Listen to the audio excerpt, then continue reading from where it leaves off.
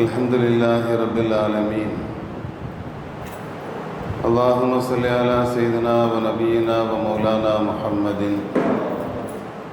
وعلى آله وأصحابه أجمعين. இரண்டாவது சூர் ஊதப்பட்டு படைப்புகளெல்லாம் எழும்பி மஹ்ஷர் மைதானத்தில் நிற்கிற நேரம். சூரியன் நம்முடைய தலைக்கு மேலே ஒரு சான் உயரத்தில் உட்கார்ந்துருக்கு. கடுமையான வெப்பம், சூடு. அந்த நேரத்தில் எல்லாருமே அந்த மைதானத்தை விட்டு ஓடணும்னு நினைப்பாங்க. எங்கேயாவது போய் நின்னா நல்லா இருக்குமே, கொஞ்சம் நிழல் கிடைச்சா நல்லா இருக்குமே அப்படின்னு எல்லா படைப்புகளும் நினைக்கிற நேரத்தில் பெருமானார் ஸல்லல்லாஹு அலைஹி வஸல்லம் சொல்கிறாங்க, அந்த மஹ்ஷர் மைதானத்தை விட்டு நாம் ஒரு 8 எடுத்து வைக்கிறதா இருந்தால் 4 கேள்விகளுக்கு பதில் சொல்லணும்.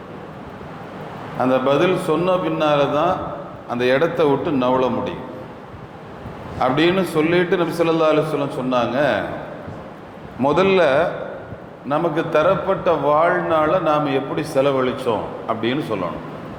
ஒரு சின்ன குறிப்பு கொடுக்கணும். அல்லாஹ்ட்ட 60 வருஷம் வாழ்ந்தேன், இப்படியெல்லாம் நடந்துச்சு அப்படின்னு வாழ்நாளை பற்றி முதல்ல சொல்லணும். ரெண்டாவது வாலிபத்தை பற்றி தனியாக சொல்லணும். அது ஒரு முக்கியமான பருவம் அப்படிங்கிறதுனால அதை பற்றி ரெண்டாவது சொல்லணும். மூணாவது பொருளை எப்படி சம்பாதித்தோம் அப்படின்னு அல்லாஹ்ட்ட சொல்லணும். நாலாவது சம்பாதிச்ச பொருளை எப்படி செலவழித்தோம் அப்படின்னு சொல்லணும். இந்த 4 சொன்னாதான் அடுத்த 8 எடுத்து வைக்க முடியும் அப்படின்னு நபி ஸல்லல்லாஹு அலைஹி வஸல்லம் சொல்கிறாங்க. இதில் ஒரு விஷயம் என்ன அப்படின்னா, பொருளை சம்பாதிக்கிற மாதிரி செலவழிக்கிறத பற்றியும் அல்லாஹ்ட்ட பதில் சொல்லணும். பொருள் சம்பாதிக்கும் போது நம்ம என்ன நினைப்போம்? எதில் போட்டால் சீக்கிரம் லாபம் கிடைக்கும்னு தான் நினைப்போம். திடீர்னு 1 லட்ச ரூபா போட்டால் மாதம் 10,000 ரூபா அது வந்துக்கிட்டே இருக்கும். நீங்கள் விருப்பப்பட்டால் 1 லட்ச ரூபா திரும்ப கூட வாங்கிக்கலான்னு சொன்னால் வீட்டை அடமானம் வச்சு கூட அதில் கொண்டு முதலீடு பண்ணிடுவோம். ஏன்னா நிறைய லாபம் கிடைக்கிது. அதுபோல் அதை விட ரொம்ப முக்கியம், செலவழிக்கும் போது எதில் செலவழித்தா நிறைய கிடைக்கும்னு யோசித்து செலவழிக்கணும். இது ஒன்று தான் இஸ்லாத்தினுடைய ஒரு உயரிய பண்பு. சும்மா செலவழிக்கக்கூடாது. எங்கே காசை போட்டால் நிறைய நன்மை கிடைக்குமோ அங்கே தூக்கி போடணும். அது புத்திசாலித்தனம் என்கிறார்கள் பெருமானார் ஸல்லல்லாஹு அலைஹி வஸல்லம். அதனால தான் நம்முடைய பெருமக்கள் செலவழிக்கும் போது எதில் போட்டால் நிறைய கிடைக்குங்கிறத யோசிச்சு செலவு பண்ணாங்க. ஹஜ்ரத் அப்துல்லாஹ் இப்னு மர்சத் இப்னு அப்துல்லா அப்படிங்கிற ஒரு தாபியர் இமாம் அஹ்மத் தன்னுடைய முஸ்னதில் பதிவு பண்ணுறாங்க. சஹாபிகள்கிட்ட நிறைய பாடம் படித்த ஒரு மாணவர். அவங்க பள்ளிவாசலுக்கு வரும்போது ஒவ்வொரு நாளும் பள்ளிக்கு வரும்போது ஏதாவது ஒன்றை கொண்டு வந்து வெளியே போகும்போது ஏழைங்களுடைய கையில் கொடுப்பாங்களாம். ஒரு நாள் வெங்காயத்தோடு வந்தாங்களாம். அந்த வெங்காயத்தை பாக்கெட்டில் போட்டுட்டு பள்ளிக்குள்ளே வந்துட்டாங்க. தொழுகையில் நிற்கும் போது அந்த வெங்காய வாடை வருதில்ல, பக்கத்தில் உள்ளவருக்கு அது ஒரு மாதிரி அருவருப்பாக போகுது. அப்போ அவர் கேட்டார், இந்த வெங்காயத்தை தூக்கிட்டு பள்ளிக்கு வந்திருக்கிறீங்களே, என்ன காரணம்? அதை பாக்கெட்டில் வேற போட்டிருக்கிறீங்க, அந்த வாடை உங்களுடைய ஆடையில எல்லாம் படதானே செய்யும். அந்த வெங்காயத்தை எடுத்தால் கூட ஆடையில் அந்த வாடை இருக்கும். அப்போ வெங்காயத்தை தூக்கிட்டு வந்திருக்கிறீங்களே, என்ன காரணம்னு கேட்டாராம். அப்போ அவங்க சொன்னாங்களாம், நான் சஹாபிகள்கிட்ட பாடம் படித்தேன். அப்படி பாடம் படிக்கும்போது ஒரு சஹாபி நபி ஸல்லல்லாஹு அலைஹி வஸல்லம் சொன்னதாக ஒரு ஹதீஸை எனக்கு அறிவிச்சாங்க. அந்த ஹதீஸை கேட்டதில் இருந்து ஒவ்வொரு நாளும் ஏதாவது ஒன்றை நான் தர்மம் செஞ்சிருவேன். இன்னைக்கு வீட்டில் எதுவுமே இல்லை, இது மட்டும்தான் இருந்துச்சு. எதையாவது ஒன்று தர்மம் செய்யணும்னு நினச்சேன், வீட்டில் தேடி பார்த்தேன், வெங்காயம் மட்டும்தான் இருந்துச்சு. அதனால் இன்னைக்கு வெங்காயத்தை வெளியே போகும்போது யாருக்காவது கொடுக்கணும் அப்படிங்கிறதுக்காக நான் எடுத்துகிட்டு வந்தேன்னாங்களாம். அப்போ அவர் கேட்டாரா, அப்படி என்ன ஹதீஸை நீங்கள் கேட்டீங்க?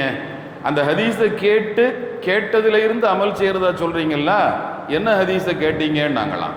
அப்போ அந்த மர்சத் இப்னு அப்துல்லா ரஹ்மத்துல்லாஹ் சொன்னாங்க, நபி ஸல்லல்லாஹு அலைஹி வஸல்லம் சொன்னதாக அந்த சஹாபி எனக்கு சொன்னாங்க, மறுமை நாளில் லில்லுல் முஃமினி யௌமல் கியாமத்தி சதக்கத்துஹு, மறுமையில் ஒரு மூமினுக்கு நிழல் வேணும்னா அந்த நிழலாக அவருடைய தர்மம் இருக்கும் என்று நபி ஸல்லல்லாஹு அலைஹி வஸல்லம் சொன்னாங்க.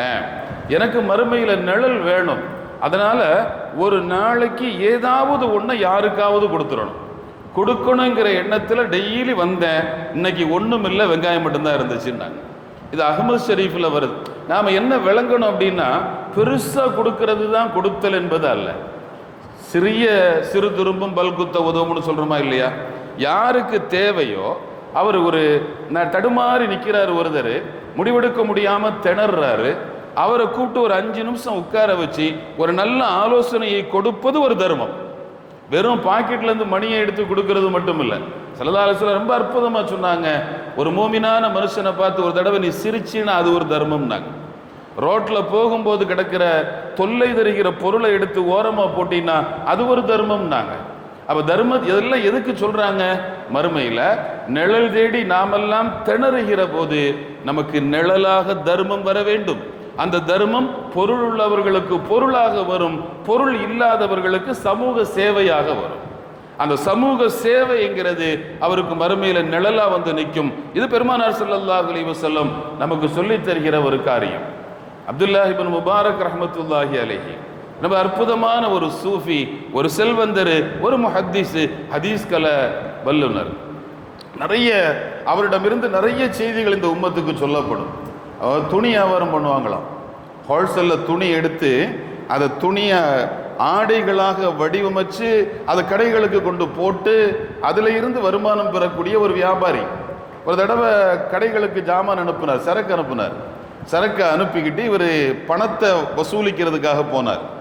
ஒரு கடையில் போய் உட்காந்துக்கிட்டு கல்லால் உட்காந்துக்கிட்டு நான் அனுப்புன சரக்குக்கு பணம் எங்கேன்னு கேட்டார். அப்போ கடைக்காரர் சொன்னார், எப்போவுமே நல்லா தருவீங்களே, இந்த தடவை உங்களுடைய துணியில் குவாலிட்டி இல்லை, தரம் இல்லை, அதனால தரம் இல்லைன்னு சொன்ன உடனே இவர் தேம்பி தேம்பி ஆள ஆரம்பிச்சிட்டார். பெரிய பணக்காரர், பெரிய செல்வந்தர், பெரிய வியாபாரி. கடைக்காரருக்கு ஒரு மாதிரி ஆயிடுச்சு, என்ன வேணான்னு சொன்னதுக்கு இந்த ஆள் அழுறாரு. ரொம்ப ஆறுதல் படுத்துறதுக்காக கடைக்காரர் சொன்னார், பரவாயில்ல நான் எடுத்துக்கிறேன், சும்மா தான் ஒரு ஃபார்மாலிட்டிக்கு தான் சொன்ன, நான் எடுத்துக்கிறேன்னாரு. கல்லால் இருந்து முகத்தை தூக்கிட்டு இப்னு முபாரக் ரஹ்மத்துல்லாஹி சொன்னாங்க, நீ துணியை எடுக்கலைங்கிறதுக்காக நான் அழல, ஒரு வார்த்தை சொன்ன பார்த்தியா, தரம் இல்லை, குவாலிட்டி இல்லை, தரம் இல்லை, அதனால நான் என்ன செய்கிறேன், வேணாம் அப்படின்னு சொல்கிறேன்னு சொன்ன பார்த்தியா, நான் மறுமையினுடைய சிந்தனைக்கு வந்துருச்சு. நான் அல்லாஹ்ட்ட போய் நிற்கிறேன், அப்படி நிற்கும்போது என்னுடைய ஆமால் நாம பட்டோல வாசிக்கப்படுது. எல்லாத்தையும் கேட்ட அல்லாஹ் தரம் இல்லைங்கிறான், குவாலிட்டி இல்லை, அமல்ல குவாலிட்டி இல்லை, தரம் இல்லை, இஹ்லாஸ் இல்லை, ஏதோ சும்மா நடிச்சிருக்கிறான் அந்த ஆளு.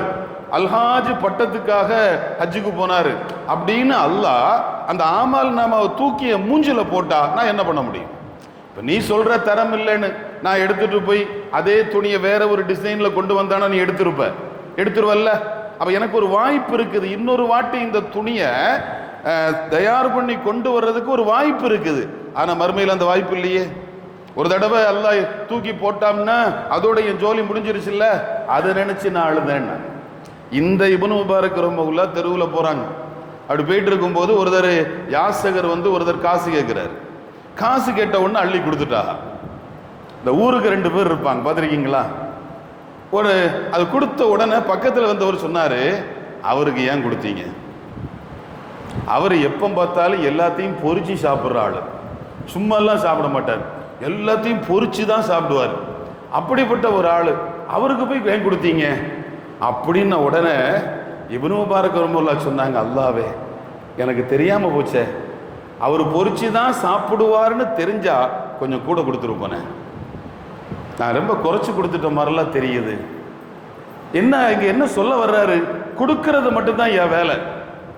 வாங்குறவன் அவன் பொறிச்சு தின்றானா பொறிக்காம தின்றானா என்ன தின்றாங்கிறத நோண்டி பார்க்கறது என் வேலை இல்லை. கேட்கும் போது கொடுப்பது அல்லாஹ்வுடைய குணம். அல்லாஹ் எவ்வளவோ கைவாளித்தன மனுஷன் பண்ணதான் செய்யறான், பண்ணினாலும் கேட்டா என்ன செய்யறான்? கொடுக்கறான். அவன் ஒரு நாளும் இப்படி யோசிச்சதில்லை, இவன் இன்னைக்கு சுபு தொழலையே, இவனுக்கு ஏன் கொடுக்கணும் அப்படின்னு நம்ம யோசிக்கிறதே இல்லை.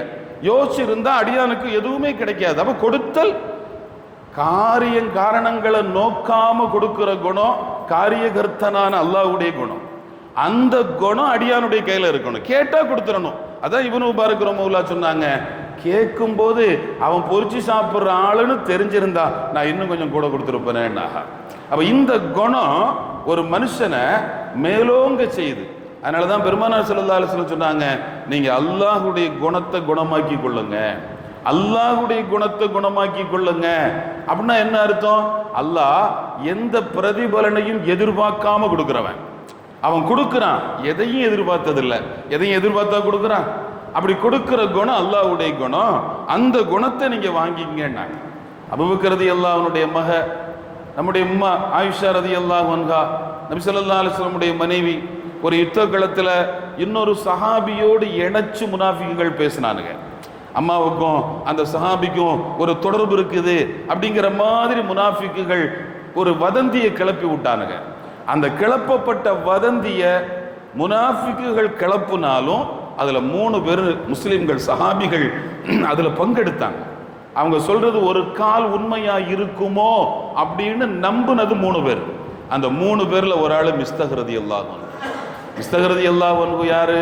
அபூபக்கர் ரலியல்லாஹு அன்ஹுடைய சின்னம்மா மகன், ரொம்ப ஏழ்மையான சஹாபி.